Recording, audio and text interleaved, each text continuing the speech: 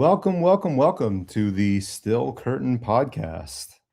We got possibly the best ending of a Steelers regular season game in quite some time. And I mean that in the best of ways because the Steelers won by the final score of 29-24. You might have various opinions on that. I personally am going to take a positive spin here because the Steelers were not expected to win this game.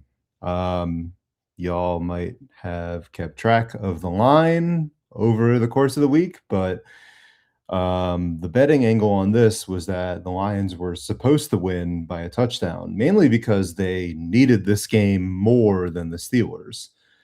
The Steelers easily could have, lost this game, even lost to Cleveland, and still found a way into the playoffs if they beat the Ravens in Week 18. But they still could win the AFC North, even without beating the Ravens in Week 18, which is something. Because that game, I don't know about y'all, but that game scares the crap out of me. The Steelers and Ravens tend to split a lot of their games or a lot of their season series. So the idea of having to beat the Ravens in Week 18 after already getting a win, I don't feel super confident there. Nor should I.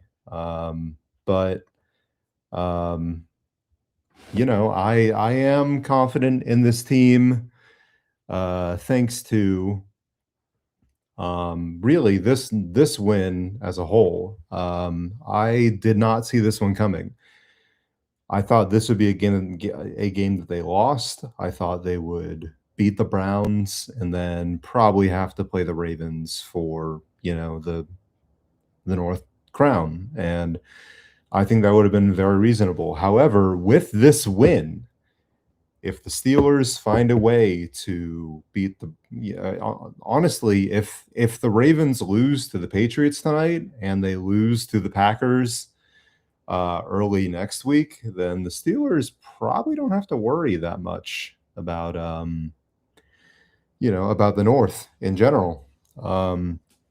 Which is not what I expected coming into this. I had a whole podcast written because our boy Josh is with his family in Virginia. So shout out Josh. But I'm going to try and be really positive here because Josh usually, I don't want to say is not, but he and I are kind of a similar thought process of like where is this really ending, but I will say the Steelers entered this game, and I have some numbers written down here because we could all use it after a big win like that. The Steelers entered this game, they were 6.5-point underdogs. That is a pretty massive number. Like, I am not really into the sports betting market. That's not something that I pursue personally, but to be a 6.5-point underdog and to win by 5, that's an 11-point turnaround. That's huge. Frankly, like the Lions needed this game more. They really, with the Bears win over the Packers last night, I mean, it kind of puts them more in play for the NFC wild card, but not by a lot. And the Lions have dealt with a ton of injuries this season. I have been there, so I understand. I have a lot of family in Detroit, so I feel fairly tuned in with the Lions. But this was a surprising win because on multiple fronts, not just because they were favored, but 6.5 points felt like a lot even to me. I know that a lot of the Steelers pundits were surprised. The over/under was 52, which did hit by literally a point. So I have to give Vegas some credit there.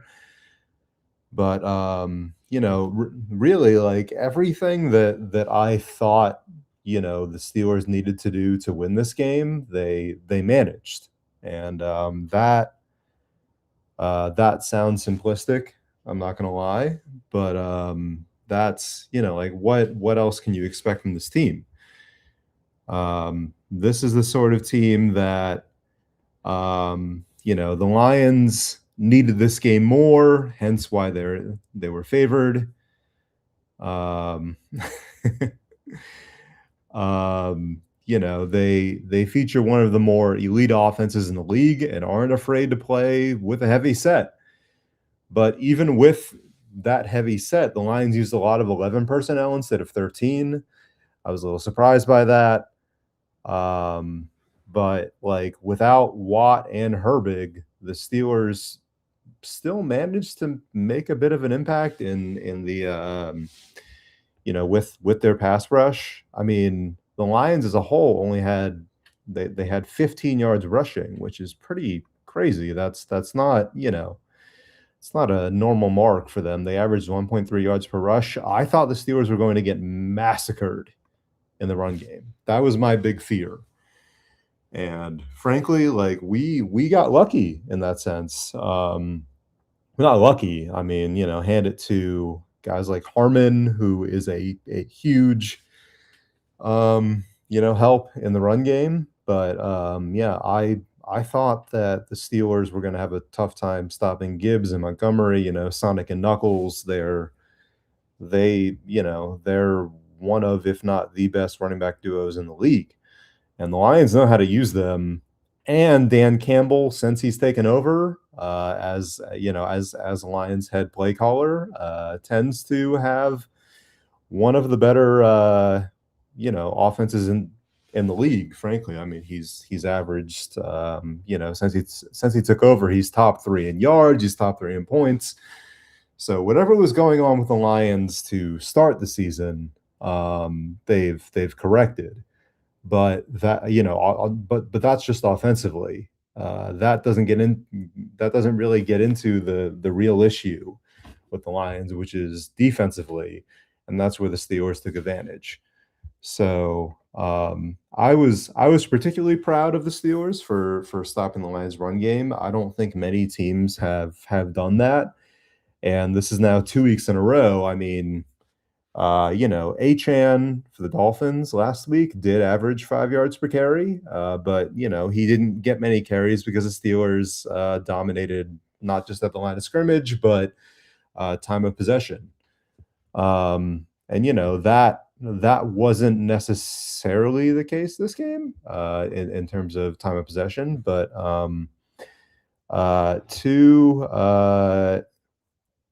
and please keep sending questions in the chat because I will take all of them, because for now it's just me. So we might have some help later with our guy Shayne from Still Curtain, and maybe some other guests from FanSided.com. But for now, do we owe Terrell Austin an apology? Maybe. I mean, I still wouldn't want to keep him around beyond this year. I feel like that's a bit of a stretch. But I was impressed with him this game. I thought that their result against the Dolphins and even the Ravens, like I didn't give too much cadence there, but this was not a game that I really expected much from this defense. I thought they were going to have to win offensively, and they committed to stopping the run, and they did so, and it wasn't particularly close. Like once again, 1.3 yards per carry. That is, I would not have predicted that. I'm guessing you're going to look at other Steelers podcasts too, and there's no way they could have predicted that. I was watching other Steelers pods throughout the week. I was trying to see what I was missing from this game, And most of their consensus was this is a team that can destroy you in the run game. And I understand why. Like the Lions aren't afraid to go heavy personnel. The Steelers don't necessarily defend that super well. So I get where that's coming from, but I mean, you look at the yards per carry, the yards against. The Steelers really made Jared Goff beat them in the pass game, and like, sure, he had over 300 yards passing. Like, at some point, Jared Goff is going to find a way to beat you. But like most of Gibbs' damage was out of the backfield. He had 10 receptions for 66 yards. Just Jamison Williams had 5 catches for 70 yards. Amon-Ra St. Brown, some in my fantasy league might call him the Sun God, had 4 catches for 54 yards and no scores. Like, when you factor in what these players are really capable of and what I'm used to seeing them do on a regular basis, I personally have Jamison Williams and Amon-Ra St. Brown on my fantasy team. So I am right there with all the I don't want to say all the Lions fans, because I'm thrilled that the Steelers won this game, but I am with all the people wondering what the hell happened to this Lions offense today. And I think this is what happens when you make a team one-dimensional. Like Mike Tomlin, for all his faults, tends to preach stopping the run first. I don't always agree with him. I think his defense has a lot of faults. He tends to we have Shayne joining us now. Finally putting me out of my misery here. What up? What's going on? We're celebrating a W, man. Who would have thought? Just like we drew it up, Mark. Exactly how we planned on it to go. Like we drew it up. I was just talking about how the Lions had 1.3 yards per carry. Yep. And I'm not going to lie to you. And I was talking about this. This was my biggest concern going into the game, was how are they going to stop Jahmyr Gibbs, and David Montgomery? Because I thought that like the Lions tend to play a lot of 13 personnel. Yeah, I don't know. The Steelers defense caught me off guard. Was there anything you saw specifically on the defensive side of the ball that maybe we haven't seen in previous weeks that we can take moving forward? Well, there's 2 things I think you have to look at right away. One, the effort level was just monstrous from this front. Like they were just Yeah. playing about as hard as you possibly can. I know that sounds like a cliche and like, oh, well, of course they're playing hard, but like that just doesn't always show up for every team. And honestly, run defense a lot of the time, the biggest factor to how successful you are in run defense is how much pursuit and effort and soundness do you have on your front 7 in particular. And some weeks you have it, some weeks you don't. Some teams are better at getting that every week. You look at a team like the Texans, who are consistently one of the best rush defenses in the league since they had the change of head coach there with I can't think of his name right now. D'Amico Ryans. Ever since he got there, they've been that guy. they've been so good at run defense. And it's not just because they have good players; it's because they teach it, they preach it. Steelers haven't always been that way, especially this season. So that's a factor. And then 2, I think that frankly, the Lions didn't have a lot of talent on the offensive line in this game outside of Penei Sewell. Like they were banged up, Yeah. they're playing a lot of backups.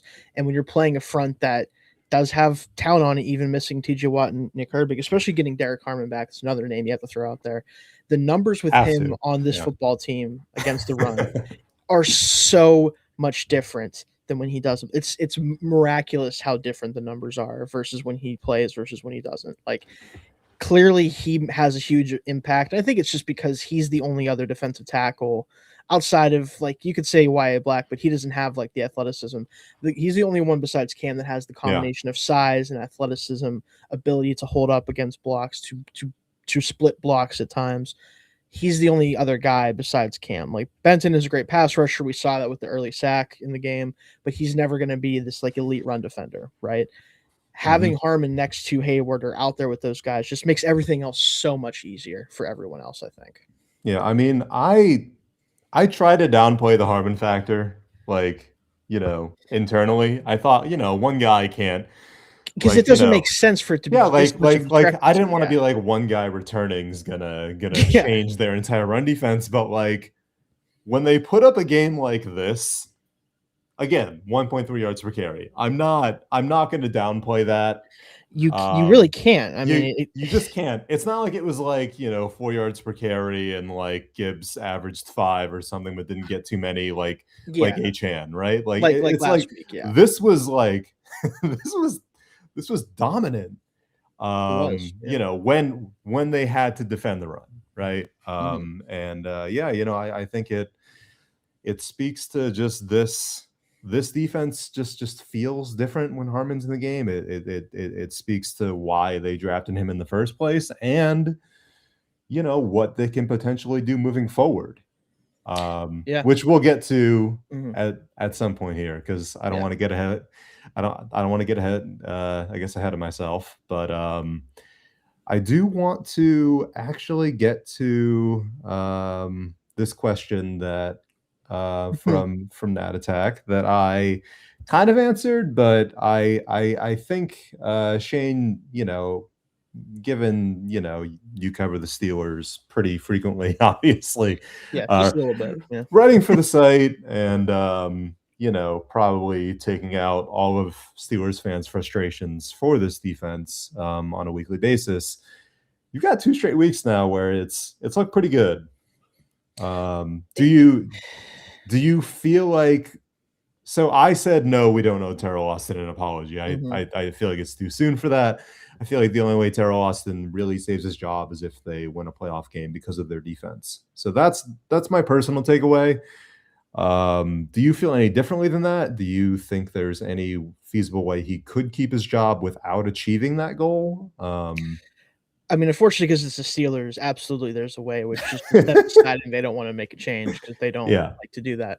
But no, owing him an apology, I just don't think I'm ever gonna get there with Teryl Austin because he doesn't do a ton of things schematically that excite you or that Mhm. really impact things, I don't think. I think a lot of this, just like this team has always been, this is a very player-driven team. This is a team Yeah. that relies on their players to be the difference makers. It's not about the scheme, it's not about the play calls, it's about the players. That's what it's always been about.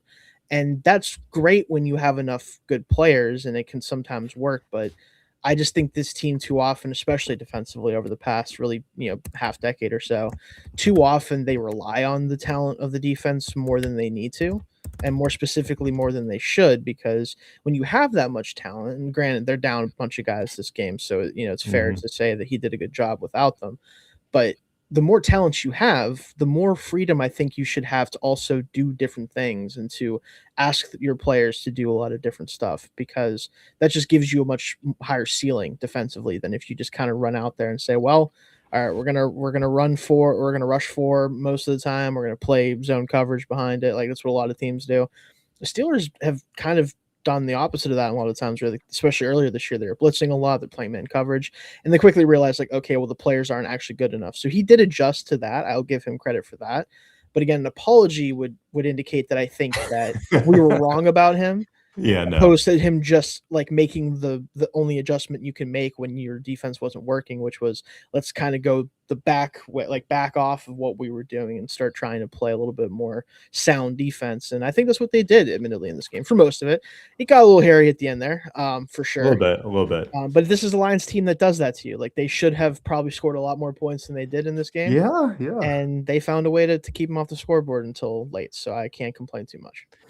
Yeah, I mean, I was telling the folks when I came on, like, most of this pod was, I don't wanna say planned with the Steelers loss in mind Oh, because it was. that It was, Mark. You can say it. It's okay. We Yeah. weren't like I'll tell you I right mean, now. we were in the chat. We were chatting, and I was like, No, I there's was no way. like fully assuming. I mean, back when I had, when I had Wi-Fi, Yeah, when you were able I to was watch the like, game. yeah. When I was able to watch, I was like, Oh man. how are the Steelers winning this game? And we do have to give credit there, and For that's sure. why I really wanted to start with the defense, because to me, that's how this game was won, because I expected the offense to play well. I mean, that, Yeah.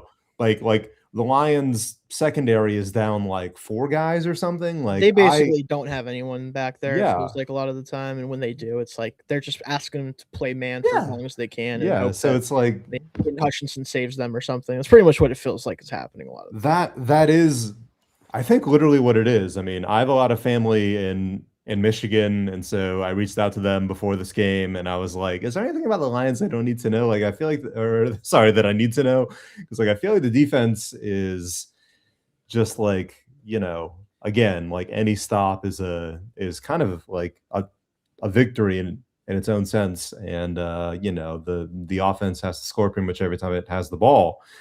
And that's how today felt. Like, look, for I'm not saying 29 points is, good enough against a lot of teams, but for the Steelers, 29 points is a lot. It is a lot of points for sure. When you factor in how they operate. So yeah, I don't know. I was pleasantly surprised. I thought that when Goff did go back to pass, like, they managed to get some pressure on him. I don't think it was enough, but it was some. And like that's really what it came down to, because like what I was scared of for this game was that A, they would run the ball well, Yeah. and then there's no way you're going to win. And B, it was not just that they would run the ball, but like then their play action game gets going. And, Goff is the best play action quarterback in football. Some might argue. I would probably argue. But He's been that he's for a long up there. time, He's yeah. up there, right? Like he's up there. So yeah, I get worried about that. And the fact that the Lions didn't have any run game going for them was a huge deal, because like it made Goff one dimensional, and it allowed a team that was short 2 huge, but Watt and Herbig are, major forces on this defense, especially in terms of the pass rush. Like it didn't, I don't want to say it didn't matter, because it mattered that, had they played, I'm sure they would have made an impact. But like that's huge. Yeah, to get a win against a team that, again, and I know this is making me sound like I don't know what I'm talking about, which is what happens in the NFL this year, because every game is an insane I'm right there with you. So thing that don't worry. happens at this point.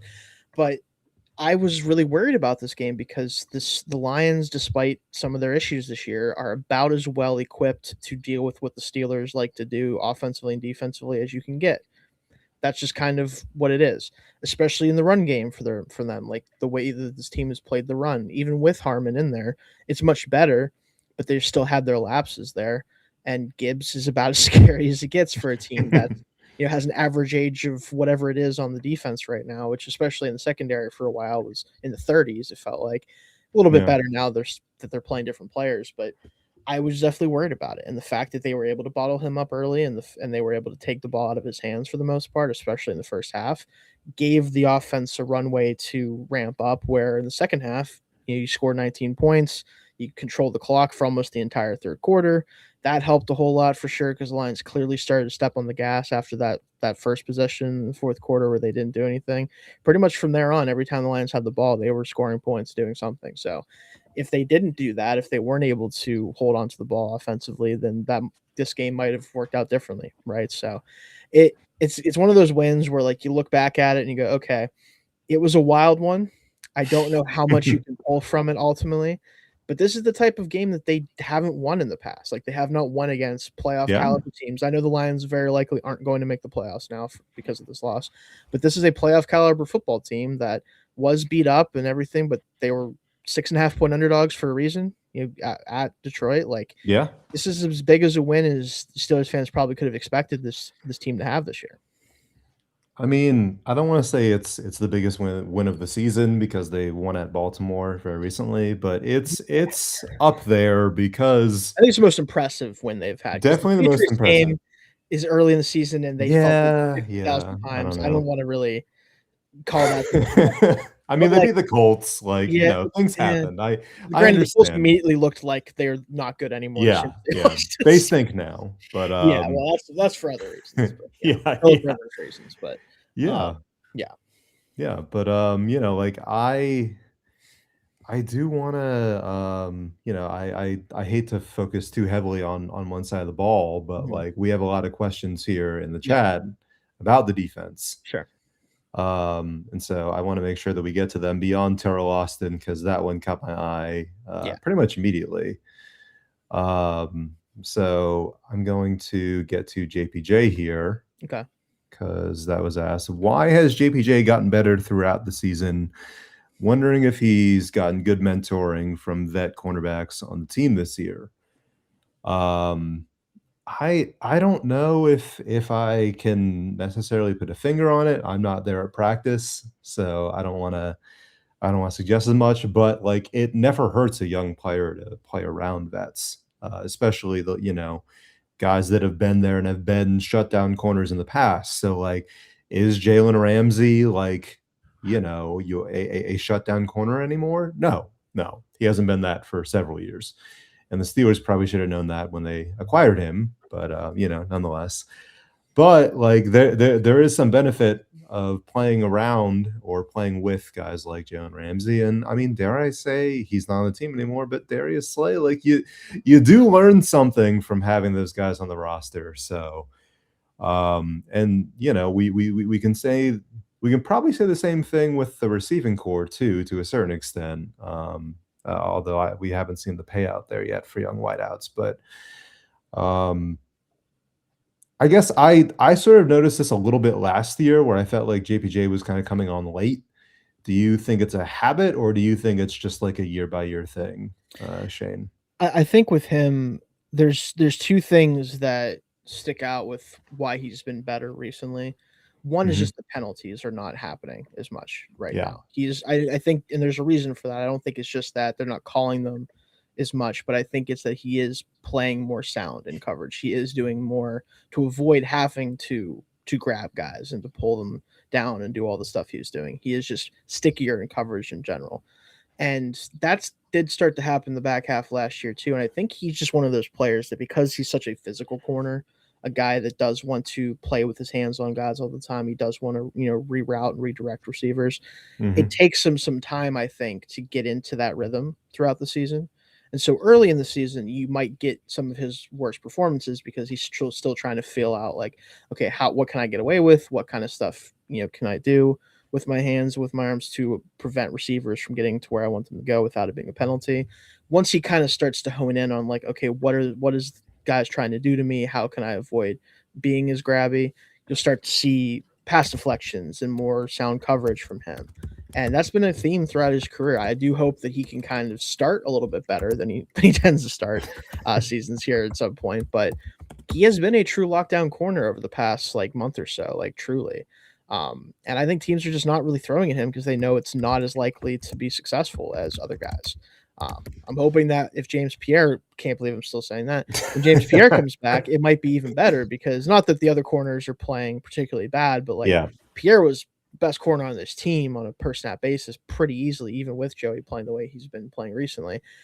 The secondary could legitimately be a strength in the playoffs if everybody's back healthy.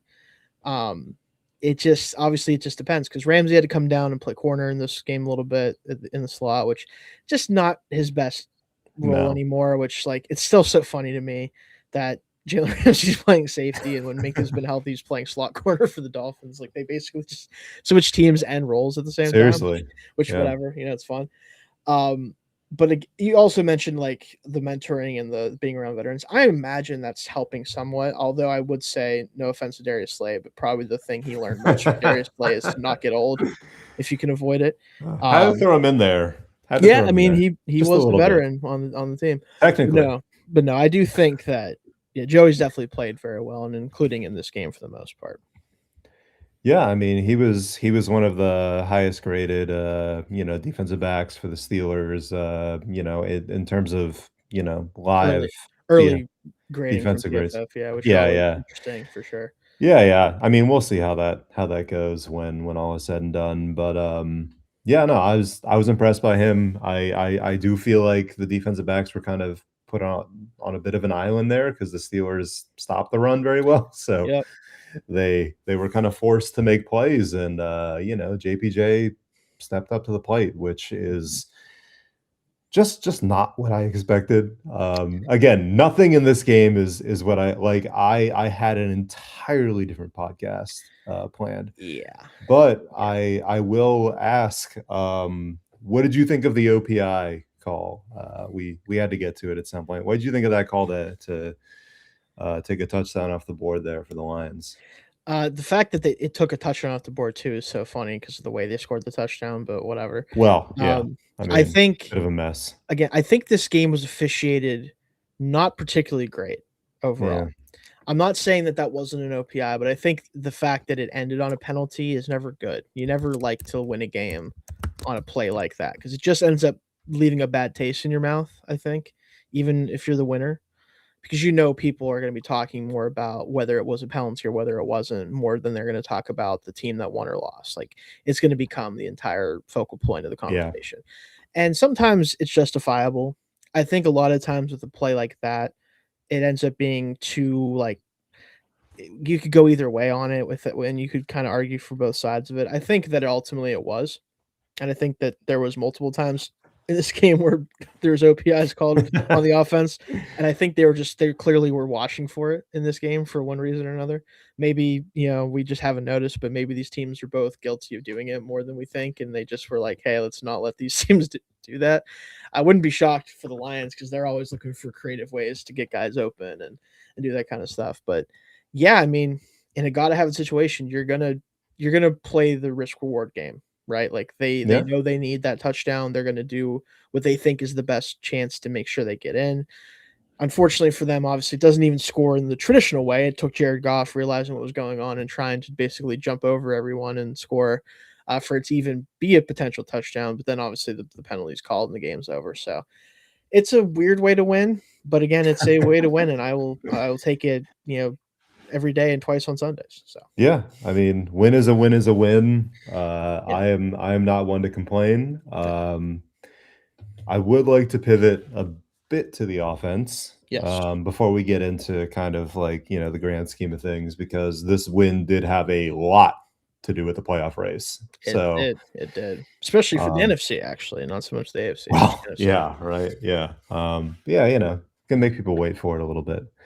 We've got a question here. Arthur Smith, some great play calling. Fan of Mark. I don't know who you are, but I love Hopefully, you it's too. a fan of you, I assume, Yeah, right? seriously. If Has it's to not a be. fan of me, then I don't know. Funny coincidence, I guess, in that Yeah. case, too. I thought Arthur Smith was really good in this game, actually, in general. Yeah. I think his drive starting plays in the second half, especially, were just messing the Lions up. Like he was Mhm. calling some funky stuff to start drives, and they were not expecting it. Like we got more Jonnu Smith carries, which now that worked a couple times, we will never not see it. Like it's going to Gonna be be a every game. staple. It's Yeah, gonna be every game. it's going to be a staple of the offense Yeah. until Arthur Smith and him are both gone, which who knows when that'll be at this point. But yeah, that's definitely going to happen. I got a shout out if we're talking about the offense, like you said, Kenneth Gainwell, man, is on a Ooh, freaking heater. yeah. I mean, not even just the touchdown play, which is the funniest I mean, touchdown the play ever. stats don't really tell the story there. And Like, they're I good mean, too. That's the yeah, funny yeah, thing is yeah. they're great. They're He means fine, so but much for this offense right now. I mean, he's the leading receiver on this team in terms of receptions. He's honestly, like, especially prior to this game, been their most effective runner and for the most part, especially on a per carry basis. And obviously, Jalen Warren breaks way 2 times for the 3 45-yard touchdowns are so funny, by the way. Everything about this game is comical. The Steelers score 3 touchdowns, all of like, or yeah, they score 3 touchdowns, all 45 yards or longer, or 45 yards exactly, I should say.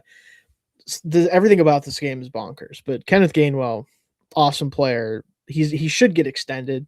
As crazy as that is, if you would have told me that before the season, I mean, but why not? I mean, they clearly don't want to play Caleb Johnson. So, Yeah, I'd take which him. that's a whole other conversation for another time, but that not when they're coming off a win. But yeah, I mean, if he's going to play like this, probably should keep him around. Yeah, yeah. I mean, I was impressed. Well, so I have to kind of rewind a little bit. Yeah. Someone asked Rodgers, I think, I don't know if it was earlier this week or last week, who had the best hands of all of Oh, his yep. targets, Yep. and he said Gainwell. He makes some And tough catches, man. at the time, I was like, that's like I don't know if that's good or not because I was like Gainwell's awesome, but like you would think your wideouts would have the best hands, but Yeah, I after the mean, last few weeks, like yeah. I can't argue with the guy, man. Like he's I mean, their backs this game. I mean, I can do the quick math if we need to, but Warren had 14 carries, 143. Gainwell had 9 for 50 and 78 receiving yards. I Yep. mean, yeah, that's a really solid split in terms of like snap count too. Like that's kind of what we want. I mean, I'm not opposed to Gainwell getting more snaps than Warren when the situation calls for it, and I felt like the last couple games have called for it. So yeah, I've been really pleased with how all this went. Got another question here from. I'm just going to answer all these now. Sorry, another fan of Mark. Um, what did you think of Dylan Cook this game? Obviously he starred against the Dolphins. He was like the story, at least for me. I was like, oh crap, we might have a left tackle for a change. That isn't Broderick Jones. Sorry, had to cough that one away. But yeah, do we think this game did anything to improve Dylan Cook's status? It's not necessarily showing up in the PFF scores, but that's not always. That doesn't No, always tell the whole story, right? no, on live viewing, I would say that he was not an issue at all still. I think That's that great. Aiden Hutchinson had him early in the game on one play, but that was a weird one where like he was kind of oversetting because he had help to the inside, and then he ended up going right through the guard.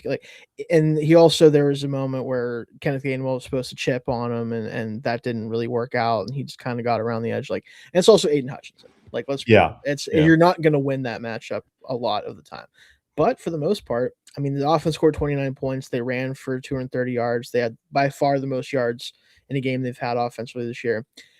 It's probably not going to be the case if one of your tackles is truly a problem.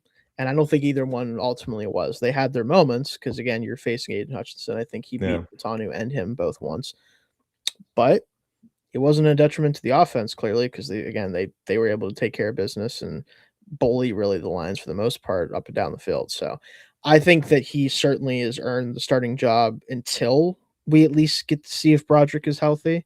And even then, I still think that these two games from Cook are probably, if we're ranking the best games by left tackle for the Steelers this season, these two are in their top three. Maybe there's a Broderick performance in there that is good enough to also be in that top three, but Cook is definitely two of the better performances we've seen.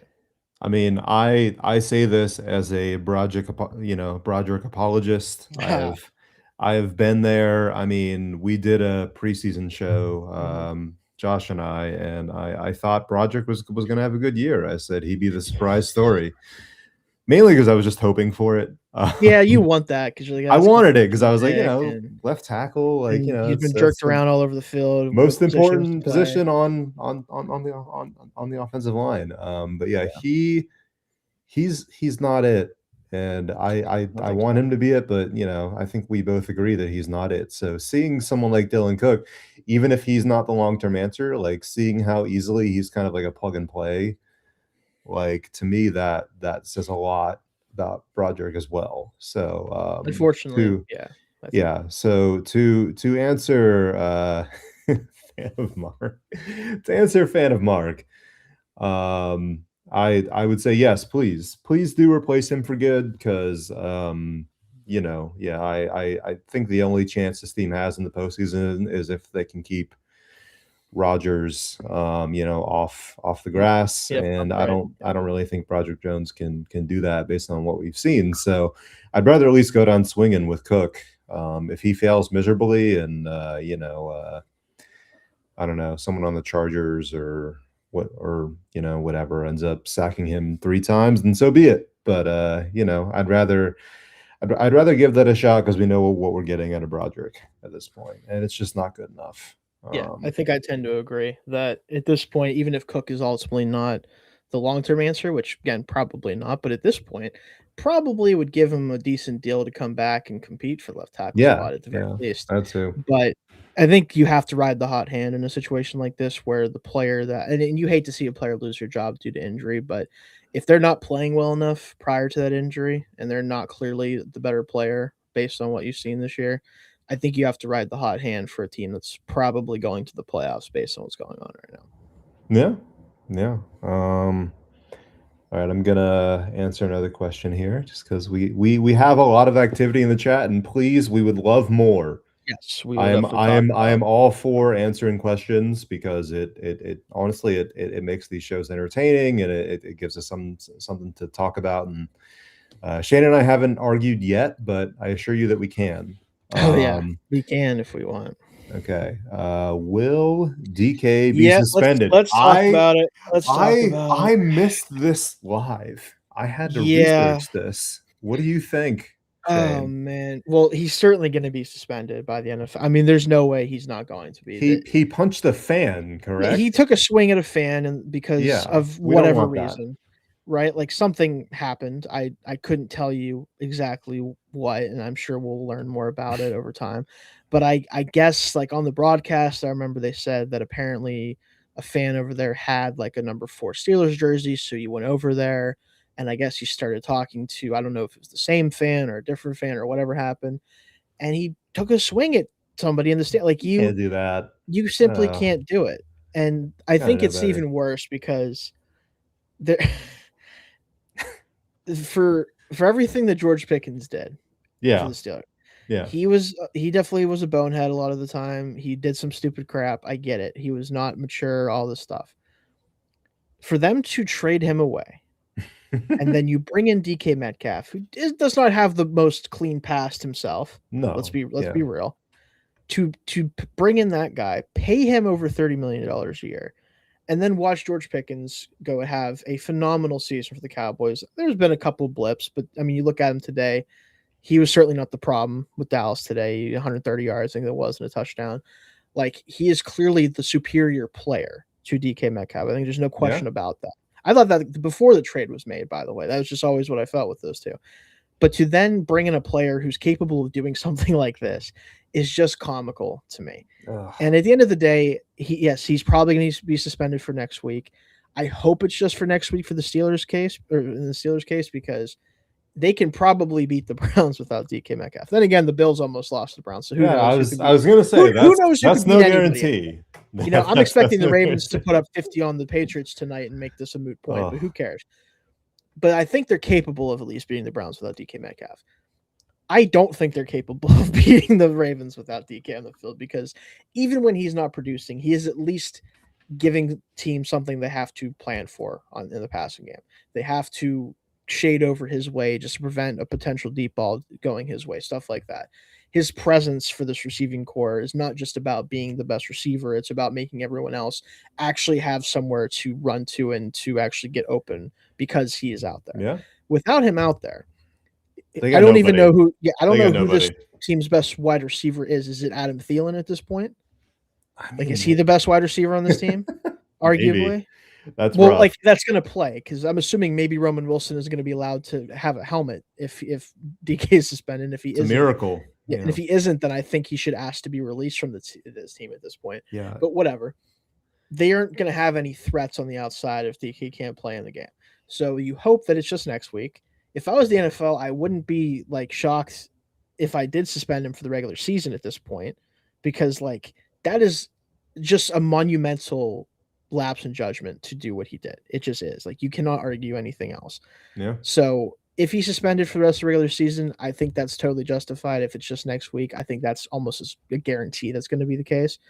And he's also lucky, honestly, and the Steelers are kind of lucky that the refs didn't see it in the moment because they could have then done something about it had it Yeah. happened and they seen Yeah. it, but they didn't. So they have to wait for the league to now do their thing and figure that out. But I imagine we'll hear about that soon. I think he gets a game. Um, Yeah. yeah, and like I think that's a fair punishment too. Like it takes a lot for NFL players to get suspended more than one game. I know that slapping a fan would seem like something that should get you suspended for more than one game, We also don't but really see like that ever, but so it's like like it takes a lot. And what I mean a it does. lot, like he would have had to like drag the Lions fan out of the stands and Probably. like fight him in the Yeah, end zone, like boxing style, square him up. which would have Like been like which would not have been fun. I'm no. not wishing that on anyone, No, but to me, that's what it takes to get like a multiple game suspension in the probably, NFL. yeah. Like I don't know, like we saw who was it last year who like destroyed Trevor Lawrence's life? Oh, man, I forget who that Aziz Al-Shaair, I think was his name. maybe, yeah, for Yeah, sorry if Texans. I'm mispronouncing that, but like That's how you say his name if that's who it yeah, was, but yeah. yeah. It was a Texans linebacker, Oh, yeah, right? And like he is known he for hit doing that that. dude harder than I've ever seen anyone hit a quarterback. And he was like, well, he was sliding like well before, and they suspended him like what is it, a game, I think. Like I just maybe I'm wrong on that. Maybe it was more than a game, but like I feel like that's what it takes to, like that violence has to occur against another player. I think as much as the NFL claims to care about its fans, Mhm. I'd be surprised if DK got more than a game. If he gets a game, I think it's justified. If he doesn't get a game, I will raise my hand. I'll be the first one to say that's BS. He should have gotten some form of punishment beyond just a fine. Like we see fines for all sorts of stupid I mean, celebrations Jalen and Warren gets a stuff. fine every week for just That's what I'm playing and saying. being small, so his helmet gets involved in the Yeah. play. It's kinda comical, but, Yeah. If uh, you punch a dude like that's in the stands, you should get at least y a game. yeah, And that involves a game check too. That's a big deal. it So is, yeah. So we got TP Guitar Man 96, cool. What about when Lamar pushed a fan? He didn't get suspended, I believe. Well, the fan started that one from what I remember. I think the yeah. fan did something and then he retaliated. Not that Lamar should have done that, but I don't think it didn't appear at least that DK had anything done to him directly, like physically, that would have resulted in him being justified in retaliating towards that fan. Now, if a fan said something really bad to him, Mm. again, I'm not going to say that that fan is like in the clear in terms of his responsibility, but you were a 6'3", 230-pound NFL wide receiver. You can't really hit the fans, man. Sorry, like Yeah. you're gonna get suspended for that most likely. I'd be very shocked if something isn't done just because they need to set an example for something like this because it's also different than a shove. Like he did take an actual swing. It's the same thing in a game where if a guy pushes someone on the ground after the play, that's a penalty. If he punches a guy in the face, it's a penalty and he's getting ejected. Like there's a difference between those two things in the eyes of the NFL. So Yeah, I sent the link in the chat for anyone interested. That's the video of DK's kind of like altercation, we'll call it. yeah, we'll call it an altercation. I would call it a slap, a pretty Being heavy specific. open-handed slap. With being Well, specific, yeah. yeah, we'll call it the Will Smith. There you go. But Oscar moment. yeah, that was not yeah, you just can't do that, especially to a fan like and expect nothing in return. So yeah, I would bet he gets suspended a game. Do I think the Steelers could win without him? Was we were asked what would be the impact on the offense specifically. So Not good. I'll put that back up. I will Not good, man. I will kind of forward that question on. Do we think do we think they can win without Metcalf on the field? How much will their passing game suffer against the Browns? Now the Browns are not a very good football team, but they have a good defense. So what are we thinking there? I think that they can definitely still win because the Browns are the Browns, and therefore there's a good chance that they will make it easy on them at some point, Yeah. either because they do something dumb offensively or the Mhm. defense has lapses or whatever, right? Like I think that it's definitely doable for them to win, right? That's not really the question. I think how it impacts the offense is honestly, and I'm not even joking when I say this, I think Arthur Smith is going to go full Arthur Smith mode and do the silliest, goofiest things you've ever seen in your entire Yeah, life. 100%. And they're either going to be awesome or they're going to be the worst thing ever. And because they're playing the Browns, I have a feeling it's going to lean towards being the coolest thing ever. But also, again, we might get like 7 Johnny Smith touches, but none of them are receptions. We might get a Connor Hayward, like random, like fake tush push thing like Yeah. we got in this game. That was a nifty little play too. Kenneth Gainwell might break the league record for touches in a game. Like that type of stuff is what I'm talking about, right? And that isn't necessarily going to mean that they can't win. Yeah, it's going to look different probably. And I think the downfield passing game especially is going to take a huge hit. Not that it's been good outside of like 3 games this year, but even the potential of it is probably next to zero without him. Then again, I mean, MVS almost caught a deep touchdown in this game. It's just that Rodgers left it a hole like 6 inches too far, and also MVS can't catch the football, so that's kind of a problem too. But yeah, that's the biggest impact. Is just the deep passing game and the ability to go to like a true drop back passing game is going to be different without him on the field. Yeah, I was gonna ask over under like 6 Jonnu Smith running plays.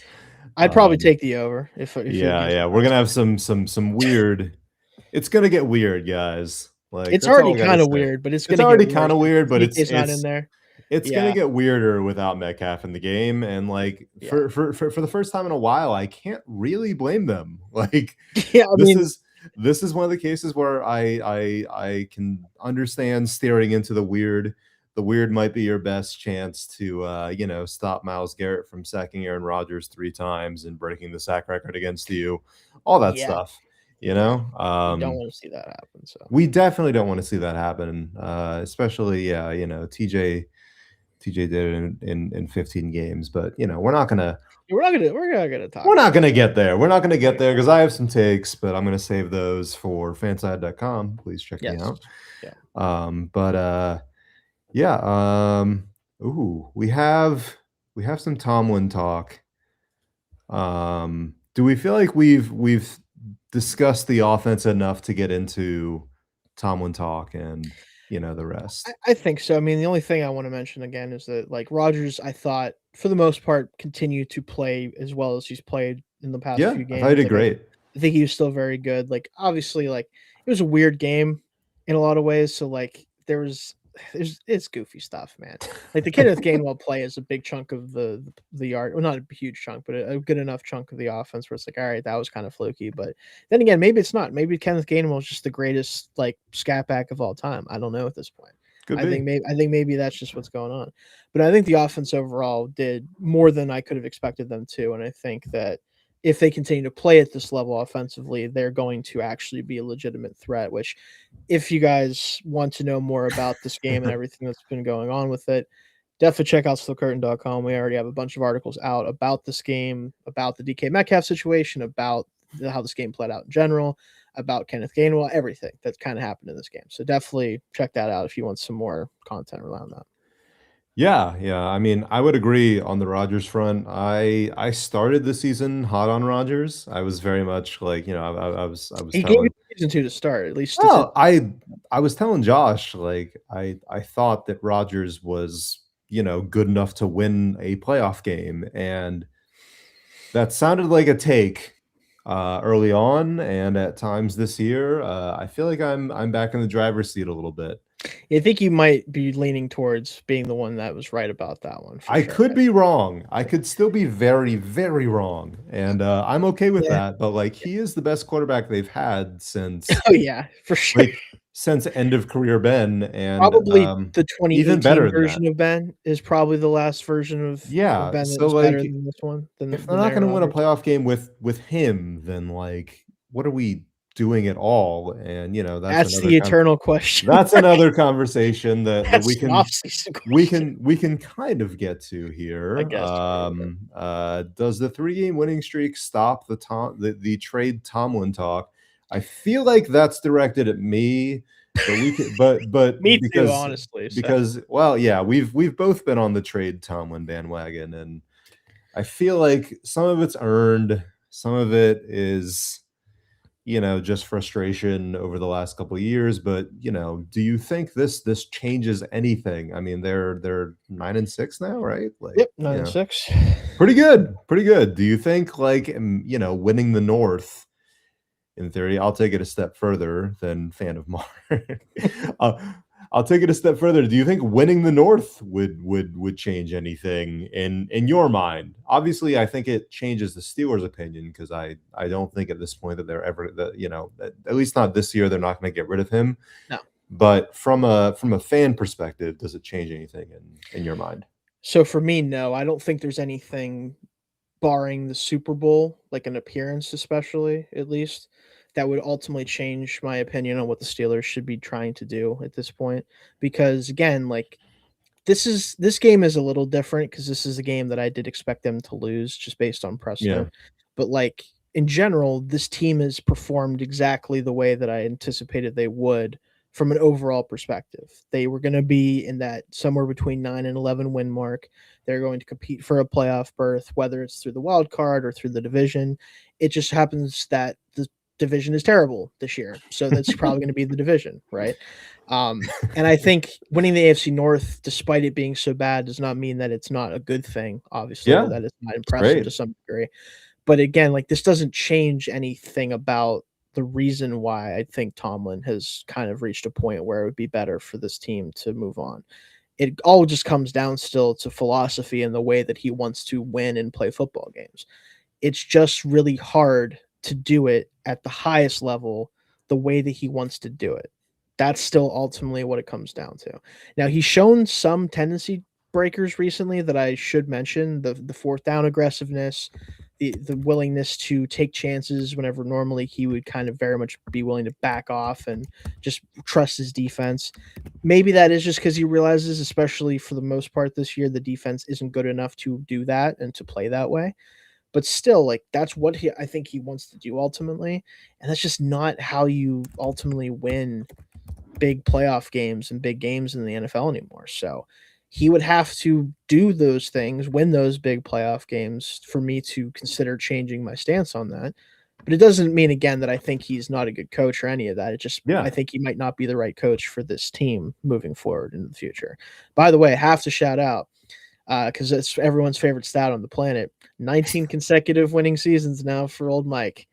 Guaranteed he to did get it. there. He did He it. did it. He He did the did it. thing. If you bet the 8.5 over 8.5, like everyone always should, now that we're in 17 games, you are correct as always. That was always going to hit. So congrats to anyone who did that. But no, that doesn't really ultimately change my opinion that much.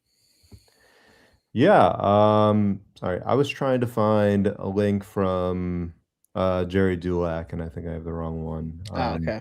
but nonetheless, I will summarize and, please forgive me, audience, if I, misquote or, misparaphrase this, I guess, so our guy Jerry Dulac is, I don't really know if he's a friend of the pod, but he Nope, not for me personally, but well, that's just because what Jerry sometimes just reports stuff that I'm like, I don't know where you're getting that, and no one else seems to know either. So that's the oh, only thing I'll say about it. what I feel like I know about him is that he definitely has the ear of, Art Rooney, Jr., right?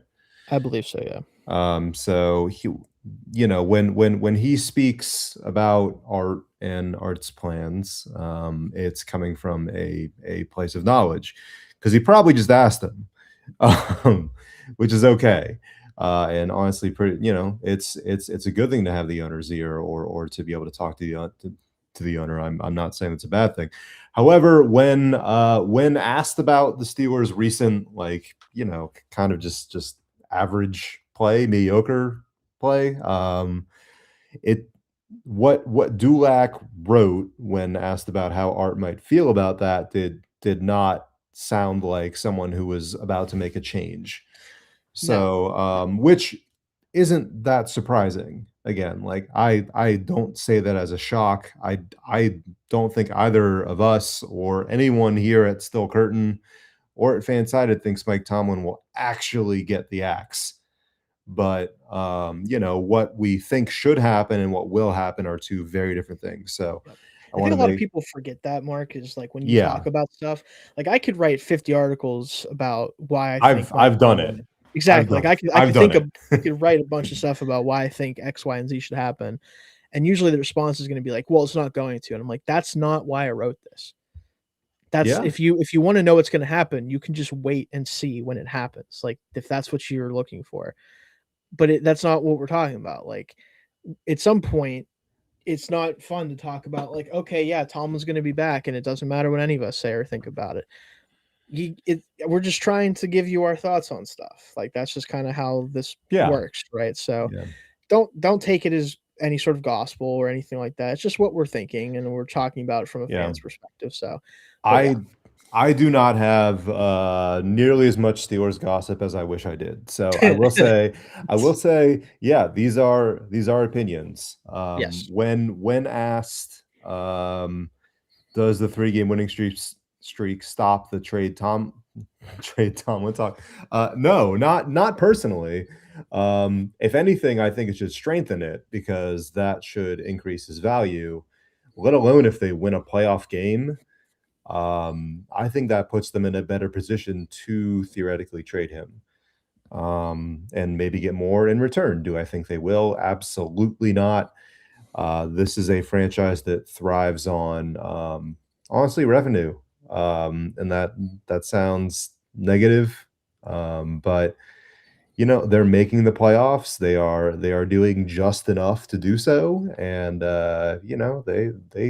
they pack the stadium every week. So I don't personally think that they would fire Tomlin unless some of those things didn't happen, and all those things are happening. If offered a chance to go to a Steeler game, I would probably go. Oh So, yeah, you like, should. It's a what I'm fun saying. time. That's what I'm I've saying. been Like, to it too. Yeah. yeah, like I understand why fans show up to the games and all that stuff, but like, do I think it? No, like that they're not going to make a change until they're forced to. So, all right, we got a lot of questions here, which is great. Please keep asking. I can't keep Shayne forever, but as long as he wants to hang, we will keep answering these. This game is also a classic Tomlin Steelers. We give extraordinary effort late in the year and when it matters, and they keep it pretty close all year. What, Shayne, do you think is different? I mean, you kind of hinted at it a little bit and talked about it a bit, but like, what is different between this team and previous Tomlin teams? I do think just the thing that could be different. I'm going to say could because I don't want to. I'm not going to fully jump on your Yeah, got to be bandwagon safe early in the there. season. Got to be safe.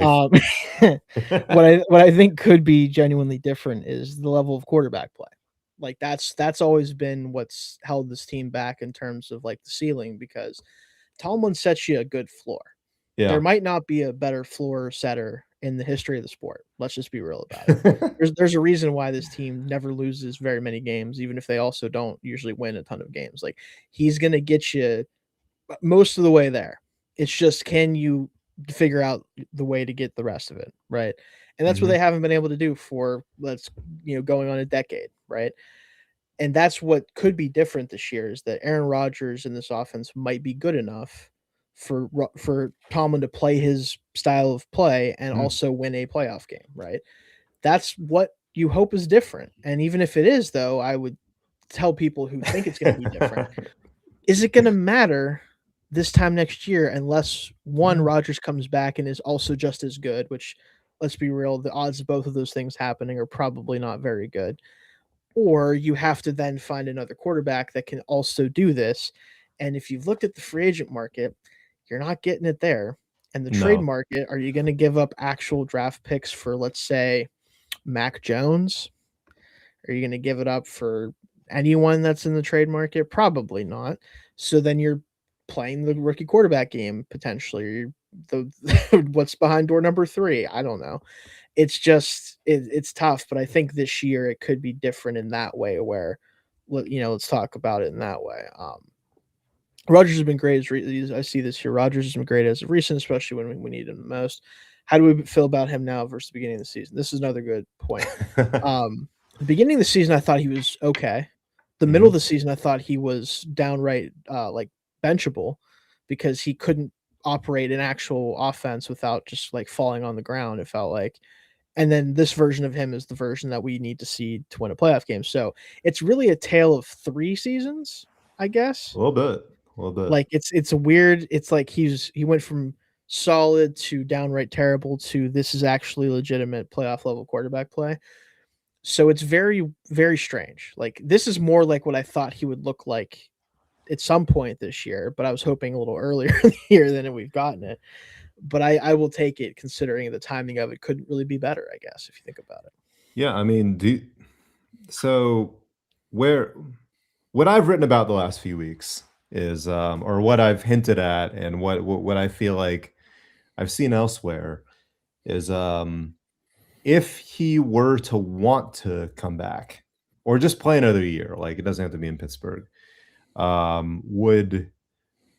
should the Steelers be interested given the free agent market and given the fact that like this, this draft class at QB has taken a huge hit the last few months. Oh boy, has it. Yeah, so like I'm kind of in the middle there. I thought it would, I thought I was going to be like vehemently like against, no, we shouldn't do that. But when you look at how things are, I don't know, like there aren't really a ton of better options on the free agent market.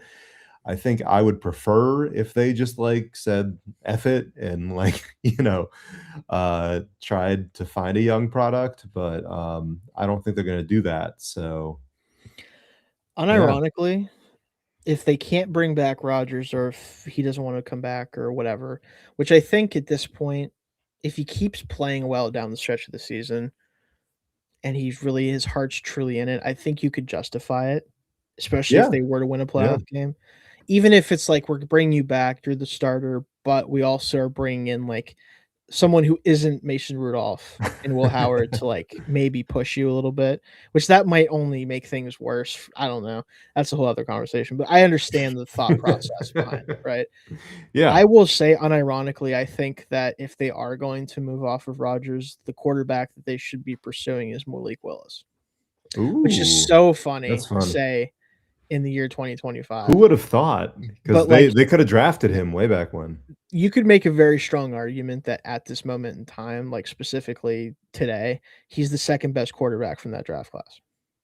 Because Brock Purdy is It's a playing well bad right draft now. class, And so it's not yeah, I good, so believe you. it doesn't necessarily mean a ton, but, like, you watch what he's done with the Packers over the past 2 years, and that is legitimate, like, quarterback Mhm. play, like, things that are translatable to a lot of offenses, especially ones that, let's be honest, Matt LaFleur, like, he was in with Tennessee long ago, like, Arthur Smith has been there. I think Arthur Smith would be able to run a good offense with Malik Willis playing at the level that he's playing at for the Packers. He might get a little bit more of an audition. Well, this one, oh boy. Sorry. I thought I'd throw it up without Yeah, you noticing, with this but, conversation, yeah. yeah, just casually. But no, like, if we're talking about things that can actually happen, No, um, 0%. yeah, but I Willis unironically might be the best quarterback available this offseason that doesn't require you to, like, trade your franchise, in this case, if we're talking about the Joe Burrow conversation, or just, trading assets that ultimately we'd probably rather have than get, like, 1 Mhm. year of Mac Jones, right? Like, that's ultimately, I think, what they would wanna do if they can't bring Rodgers back, because 'cause they're probably not getting a quarterback No. in this class that's worth, especially starting in Honestly, I don't want them 2026. to if it's a reach, Yeah, like, I 2027 is gonna be filled with guys apparently because should none of them are be, coming out but this year. 2026 was supposed to be too, Yeah, but so none of them are coming out this year, so they have to come out yeah. this year, you Yeah, think, yeah, right? right, Like, all the guys who aren't coming out, so I do wanna just mention I've made you, like, stop in your tracks mhm, with at least 2 user comments, yeah, or sorry, 2, chat comments, which has mhm. been very helpful, and we could use more of them because they are amazing. I will just address Burrow briefly because we've written, about it on .com. We did not connect the Steelers for obvious reasons. Yeah, I think Burrow, will not get traded. If he were to get traded, I think it would very obviously not to be an AFC, to an AFC North team. I think there are a few teams that make sense for him. Miami, I think could work for him. yeah. in theory. Again, all of these are in theory because like Once I don't upon a time, they tried to give 4 first-round picks to go up and get him. So exactly, yeah, maybe they like could just do it now yeah. too. I don't So know. Miami makes some sense. I think there's no quarterback is more, could survive in New York better than Joe Burrow to a certain extent. Like I feel like he's kind of Joe Namath reincarnated. So Just doesn't carry at all give me the about Jets, yeah. maybe. But like again, I don't think the Bengals will trade him, nor should they. And it certainly won't be to the Steelers, or it would come at the expense of like, I don't know, maybe 5 first round. Like, I don't know what what would the it number take you would to be. trade That a franchise conversation is a quarterback funny with one, it? right? Oh my god, I just feel like it would be like a lot to No, to trade a franchise quarterback within your division when you know how good he can be and is. I don't see it. the track record of trading for quarterbacks, by the way, like in recent history of guys who were considered franchise guys at the time, is so horrendously bad. Not what you want. Like especially Yeah. like the true like assets for the quarterback trade, because you could look at the Jared Goff and Matt Stafford trade of like both teams came out on top of that one in a lot of ways. Yeah, But that's different yeah. because they did give up picks with that too. But like the Lions got the quarterback that they needed, and the Rams got the one they needed. So it makes sense. But at the same time, like you look at, we'll just say the guy in Cleveland is who I'm going to call him, what that cost them to get, and the Russell Wilson deal with the Broncos, like Yeah. you're giving multiple first round picks and players and mid round picks and all this stuff. Joe Burrow, despite being, very much an injury risk, unfortunately, for him, he's gonna command more than those guys got because he's a better player than either of them were at the time they were traded. And let's say, for example, the Jets, right? They could give every single asset that they got in their sell off this trade deadline, right? Every single asset, it still probably wouldn't be enough. They'd have to dig into assets they had before that trade, and then at that point, it's like adding Joe Burrow to the current New York Jets without any assets. What is that going to actually do for you? Like, sure, you'll be way better than if you didn't have Joe Burrow, like in the short term. But how are you going to build a team around him that isn't just the Bengals, right? Because the Bengals at least have an insane receiver core and insane like talent on offense for the most part. The Jets wouldn't have really any of those things except for like Garrett Wilson basically out there running around. Breece Hall, I guess, too, if you retain him. But like it wouldn't actually like work out probably. So that's a classic Jets trade to make, though. It is, but that's the problem with trading for a quarterback of his caliber is people don't realize like, oh, this team would be good if they just had Joe Burrow. It's like, well, once they get Joe Burrow, all the things they would have had to then make the team good enough to justify getting Joe Burrow don't exist anymore. Like that's why free agency, like when quarterbacks get to free agency, it's very rare because teams aren't willing to give up on guys that might even sort of be good because then you don't have that asset anymore. Like it's just really hard. I mean, we did a mock trade on .com. Mm-hmm. It was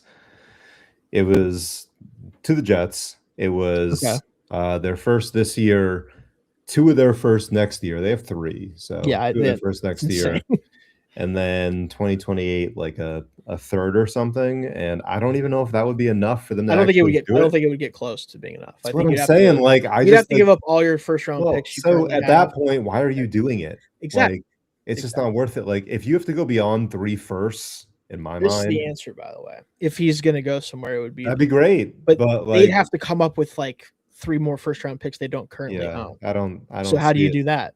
I don't see it for anyone. Like he's so like currently, unless he has like a really bad year next year or he gets hurt again, which I would never wish on anyone. No, it's every other year for him. He'll be fine next year. At his current value, there's a 0% chance that teams would get him and be better for it because you would lose everything. You lose everything. The Vikings would have to like trade Justin Jefferson to get the assets to then trade for Joe Burrow, which would then make having Joe Burrow not matter because you don't have Justin. Like it's the ultimate like you can't win. It's the catch-22. It's like, oh, we've got this awesome quarterback. Oh, but we don't have any players now because we traded them to get the picks to trade for Joe Burrow. Man. So now we just have a hospital roster. It's like, what do you can't win. We could just talk Burrow for like an hour. This would have been a great stacking the box. Yeah, probably would. But they need to replace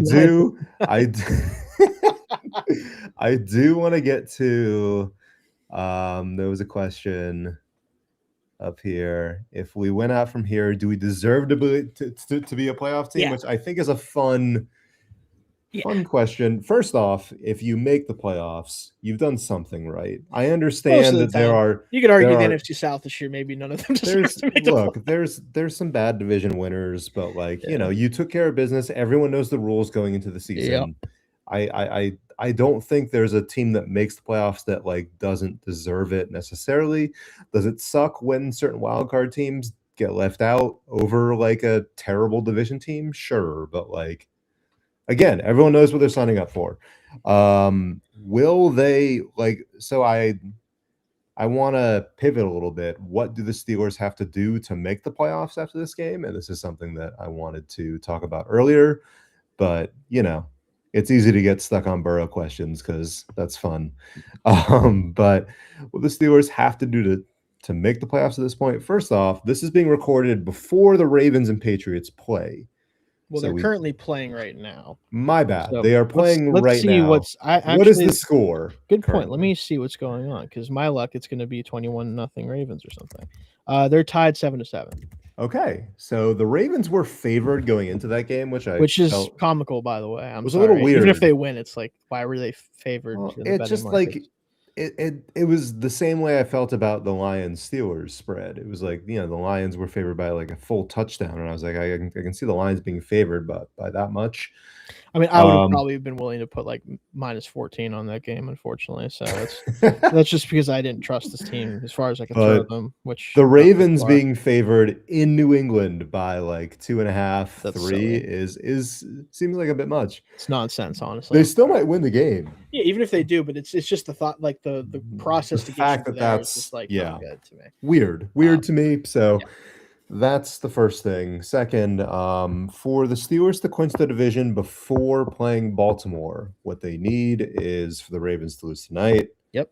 And ideally, the Ravens lose to the Packers next week, right? It's the Packers. Well, so if for them to not have Week 18 matter, the Ravens have to lose their next two games, including tonight. And then they have to the Steelers have to win against the Browns. That would put the division out of reach. Yeah. So like that's doable. Like those are two good teams that the Ravens are playing. It's possible. Now the Packers unfortunately feel dead right now a little bit. Jordan Love getting a concussion was they feel dead, not even because of the quarterback, because the Malik Willis might be good enough, honestly, but it's without Parsons with the defense being weird right now. Like it just feels it's like it's gonna be hard. Yeah. So that feels like more of a toss up, but you know, I mean, frankly, if the Ravens, even if they win tonight, like if they lose to the Packers and the Steelers win that game, am I wrong in saying that they would they clinch at that point? I do think the only way to clinch at this point still is for the Ravens to lose tonight and tomorrow, and the Ravens and the Steelers to win next week. I'm pretty sure.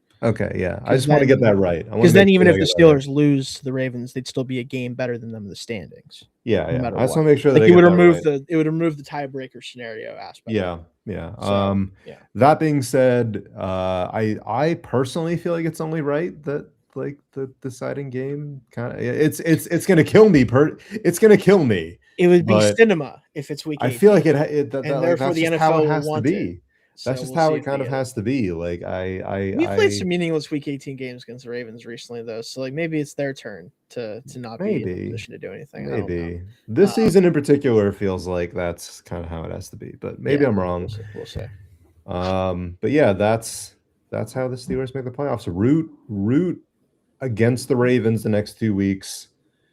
That's huge. And then we beat the Browns next week, and theoretically, even potentially without DK Metcalf, we can clinch before the Ravens even get a chance to get to Pittsburgh. So that would be ideal. That's the dream. Do I have any faith in it happening? No. No, they'll find a way. Either the Ravens will oblige and then we'll lose to the Browns, or they'll beat the Patriots tonight and make it 100%. All a moot point. One of the two. Yeah, 100%. That's just how it works, unfortunately. So I want to end with we've been talking for a while, Shayne. Thank you for hanging. No problem. Hang with me. I do want to end with I was talking to some friends and some coworkers here about, like, let's say the Steelers do make the playoffs, what is their ideal matchup? in the first Okay. round. We are one step closer to that happening right now, so I feel like it's Mhm. fair to talk about. I'm not trying to jinx anything, but we're 9-6. We need to win. Like, I'm sure we can hopefully manage, but yeah, who should they hope to play in the first round? I mean, oh man, I don't feel great about really any You matchup. don't feel good about any of them, but like of all of I the think matchups. of the ones that are in the running to play us, I would say the Chargers, Okay. because here's the thing: Josh Allen, despite the Bills being a very strange team and having very weird specific issues, he just ultimately scares me more than anyone else that we could play, because Mhm. his offense in the running game for them just dumped all over us already this regular season. Doesn't mean they would do it again, but we've seen that play out. And you could also argue the Chargers also did the same thing to us, so maybe it's a moot point again. But I trust that in a playoff game, unfortunately, I hate this narrative for this player because I think he's one of the best quarterbacks in the NFL. But Justin Herbert has not had a lot of success in the playoffs. I'm going to put it that way, Yeah. both because of himself and because of his team. I would much rather play that football team who has no offensive tackles and are still winning games, so good for them. But I would much rather play that team than the Bills in a playoff game. And I certainly don't want to play the Texans because their defense also scares me more than anything else. And CJ Stroud would find a way to like be his rookie season self and got us up for like 300 Yeah, yards. right, at the worst possible So, time. so like, and I certainly, if the Texans manage to keep the division or win the division over Jacksonville, which doesn't look likely at this point, but if they did, I would not want to play Jacksonville right now. I mean, holy crap. Trevor Lawrence can't do anything wrong the last two games, which like good for him to figure it out. So there's not a lot of great options here, Mark. I'm not gonna lie. I think that the Chargers would be our best bet of the teams that we could potentially play. And if it's not them, I think that the Steelers should be underdogs even at home against everyone else. So Yeah, yeah. I am anti-Texans. I do not want to play the Texans I whatsoever. am against the Texans. No, seriously, yeah. Like No, like no. like even if that means winning or the Texans winning, I don't care. Yeah, I don't want to play Houston. I think the Steelers would keep that game close defensively, but like I don't think CJ Stroud would revert back to old CJ Stroud. However, I don't think there's any chance we score on Houston. Not 0% enough chance. points, probably. Yeah. So my choice out of if we're going those three, let's say the Colts are out, which they probably will be. Yeah, I'm not anticipating Philip Rivers to shock the world Monday night. Yeah, Put it that right. way. It'd So be let's really cool if he did, but I don't I don't know if we should be yeah. banking on that. Yeah, so I am definitely pro Chargers. I'm with you. I do think, man, I feel like Herbert would carve us up if given the I chance. mean, he's That's already the done it only once this issue. year, so Yeah, that's the only issue. doesn't mean he'll do it again, but he has done it once already. I have faith that they could at least put up a fight against Trevor Lawrence. I Yeah, know I know because he's playing really well, there's always a chance that Trevor just does and we the have those thing. Jags Yeah, nightmares just does. from That's true too. a Yeah, long time ago, but I don't know. So yeah, I don't know. That was a question I posed earlier this week. Yeah, sorry, I just have to throw this up here because I disagree wholeheartedly. No, no, I Well, don't the want to Chargers put also beat us once, so the same logic would be used for them, and they don't have the my scary man. answer. My answer is no. My answer is I don't want to play Josh Allen. I Yeah, really don't. I really don't. Sorry, hard pass. Not Not to fun. be mean, but no. Just yeah. Anyway, we can I'm gonna lose some friends over that one, I'm sure. Yeah, But yeah, yeah. yeah. Okay. Shayne, do you have anything to end with on your end from this game? And where can the people find you? Right. So, as far as this game goes, I think is, and I'll throw this up here too in a second, but um, my where you can find me obviously stillcurtain.com. Check us out there. This podcast is powered by that site. We have a ton of stuff already, like I said, out about this game in particular. So if you want to see more angles on things, a lot of stuff about DK, a lot of stuff about this being a huge game, all that good stuff, check us out there. But as far as the final thoughts on this game, this was a game that had a playoff feel to it, despite it being between teams not in the same conference and obviously teams that were still fighting for the playoffs. But especially for the Lions, like this was a playoff game for them in a lot of ways. And Steelers somehow were able to be the victor despite being on the road. So I think you have to take that win as a huge positive for this team. No matter kind of where you thought this team was at or what your opinion of this team is, this is one I think, unlike kind of the Dolphins game last week, where I think you legitimately can and should kind of relish this one because it's probably going to be one of the better ones of the year. Yeah. So first off, you can find me at FanSided.com. I write about the Steelers often, but I also write about the league at large. So please check out our NFL coverage. It's not just me; it's a team of great writers. Yes, yeah. On .com, including Cody Williams and a few others who y'all have probably heard of. In terms of what this win means, I would say I feel more confident about my winning a playoff game prediction than I ever have. Yeah. I thought that was a lost cause for a very long time, and the last 2 weeks have given me some hope that like when they hone in on something like stopping the run, whatever it may be, they can potentially do it. So we can only hope that continues. But yeah, for Still Curtain, I'm Mark Powell. This is Shayne Kubas, and we will have, I believe Josh has a Monday show. I'm not 100% I'm positive. not sure if he'll be doing his. I forget, but if he is, you'll see him on Monday. You'll see Tommy and I will be not here Wednesday actually this week coming Okay. up. As far as I know, Tommy will be doing Christmas related things around that time, so you probably won't see us during the holidays. But the next time you'll see us should be the 30th. I think it would be is when the next show would be, or the 31st, one of the two. We'll figure that out from there. But you should see us post game next week as well. Awesome. Yeah. Well, we'll see y'all soon. Here we go, Steelers.